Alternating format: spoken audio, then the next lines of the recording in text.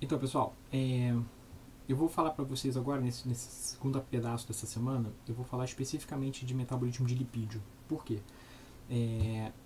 Vocês veem muito em bioquímica 2 insulina e glucagon, mas o metabolismo de lipídio fica um pouco esquecido. Não precisa de muito foco em glicólise e gliconeogênese normalmente. E o metabolismo de lipídio vai ser muito importante para as nossas aulas, porque a gente vai falar muito de obesidade, muito de diabetes, e os lipídios têm um papel fundamental nisso. Então a minha ideia aqui é fazer uma breve revisão sobre metabolismo de lipídios. Então vão ser 2 vídeos, um sobre catabolismo, degradação, e outro sobre anabolismo, síntese de lipídios, tá? E como que o metabolismo integrado interfere nisso. Então vamos para a aula. Então quando a gente fala de catabolismo, acho que a primeira coisa que a gente pensa é na oxidação de ácidos graxos, não a vulga beta-oxidação, tá? E uma proteína essencial nesse processo tem esse nome grandão aqui, carnitina aciltransferase 1. Então vocês vão ver como CPT1 também abreviada, que é de carnitina palmitoiltransferase, tá? Então o acil dele é um palmitato. Então é uma enzima que a gente vai falar várias vezes nas aulas seguintes, então é bom a gente saber como ela funciona. Essa enzima, a carnitina aciltransferase, é uma enzima que fica na membrana externa da mitocôndria, e o papel dela, como o nome diz, é transferir a carnitina para um ácido graxo. Tá? Por que isso acontece? A membrana interna da mitocôndria ela é impermeável a ácido graxo. Então o ácido graxo não consegue entrar na mitocôndria. Ele só entra através de um transportador de acilcarnitina. Então esse ácido graxo precisa ser acoplado à carnitina para ele conseguir entrar na mitocôndria. Quem faz isso então é a acilcarnitina.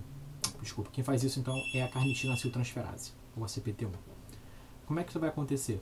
Então a gente tem essa enzima pega a carnitina e junta com acil-CoA, gera então a acilcarnitina, ele entra pelo transportador, e dentro da mitocôndria você tem uma carnitina aciltransferase 2 que faz a reação reversa. Então ela libera o acil-CoA dentro da mitocôndria e a carnitina vai voltar por esse transportador. Esse transportador então aqui é um antiporter, né? Então ele joga para dentro da mitocôndria a acilcarnitina e para fora a carnitina. Isso você mantém a concentração de carnitina balanceada entre a parte interna e externa da mitocôndria. Depois que o acil-CoA está dentro da mitocôndria, ele vai ser degradado. Então não vai ter salvação. Entrou ali, vai ser beta-oxidado. Então a beta-oxidação tem uma sequência de algumas reações que acontecem em ciclo, né? Então você tem aqui, no caso, o palmitoil-CoA, e ele é desidrogenado, depois ele é hidratado, desidrogenado de novo, e aí você tem uma tiolase que quebra essa cadeia. Então essas reações vão desestabilizando a ligação entre os carbonos, de modo que a tiolase consegue quebrar essa ligação, gerando então um acil-CoA e um ácido graxo com 2 carbonos a menos. Então aqui você tinha um palmitato com 16 carbonos, e agora você tem um miristato com 14 carbonos. Esse miristato então volta aqui para cima e ele é degradado novamente nessa sequência, gerando 12, 10, 8, 6 e por aí vai, até você ter a degradação completa daquele ácido graxo. Em seguida, então, esses acil-CoAs vão entrar no ciclo de Krebs e vão ser mais oxidados para a produção de mais ATP e mais poder redutor para a obtenção de energia. Como é que a CPT1 é regulada? Eu acho que esse é o principal fato, e aí aqui entra de novo a insulina e glucagon que vocês viram com o Heitor antes. Tá? A regulação da carnitina aciltransferase ela é feita por uma molécula, então uma regulação basicamente alostérica, feita por uma molécula chamada malonil-CoA. De onde vem esse malonil-CoA? Esse malonil-CoA vem da síntese de ácidos graxos. Tá?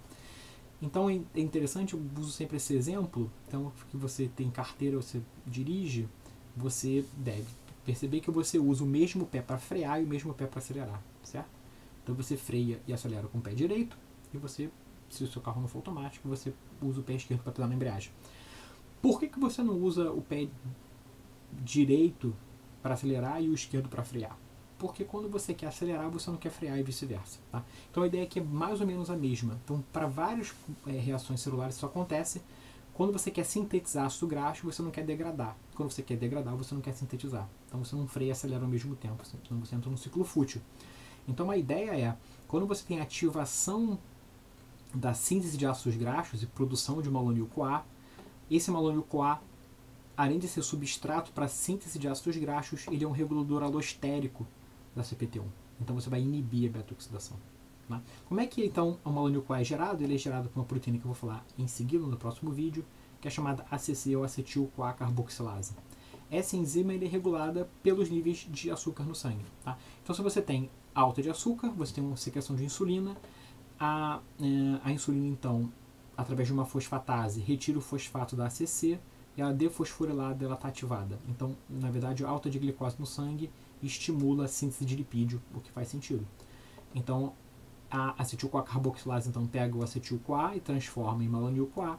E o malonil-CoA vai ser usado para síntese de ácidos graxos e vai inibir a degradação de lipídios na mitocôndria. Por outro lado, se você tem uma baixa de glicose no sangue, você tem um aumento de glucagon. O glucagon ativa a PKA, que fosforila a ACC. Então a ACC vai estar inativada, os níveis de malonil-CoA vão se reduzir, isso vai liberar para que a beta-oxidação aconteça. E aí você vai ter a beta-oxidação e a produção de poder redutor e ATP. Então é assim que é regulada a beta-oxidação, basicamente. Então, no final das contas, quanto mais CPT1 você tiver na membrana da mitocôndria, maior a capacidade beta-oxidativa que essa mitocôndria vai ter. Então, em várias aulas a gente vai ver a quantidade de de CPT1 na mitocôndria ou naquela célula é um indicativo da capacidade de beta-oxidação que aquela célula vai ter. Isso vai ser importante para as próximas aulas. Por fim, a gente tem importância também no metabolismo integrado dos corpos cetônicos. Tá? Isso é importante da gente falar, que é a forma que o fígado tem de se livrar do acetil-CoA. Como é que isso acontece? Quando você está em jejum, você tem um excesso de beta-oxidação, então a maior parte da energia do fígado vem da beta-oxidação. Esses ácidos graxos geram então acetil-CoA, e esse acetil-CoA, em teoria, entraria no ciclo de Krebs. Tá? Mas se vocês lembrarem lá da bioquímica 2, em jejum prolongado você vai estar fazendo gliconeogênese. Então o oxalacetato ele vai estar sendo usado na gliconeogênese para a síntese de glicose que está sendo jogada para o sangue. Se você não tem oxalacetato, não tem ninguém para o acetil-CoA se juntar. Então dessa forma ele não consegue entrar no ciclo. Tá? Então ele vai acumulando. Se esse acetil-CoA simplesmente acumulasse no fígado, ele ia inibir por excesso de produto a própria beta-oxidação.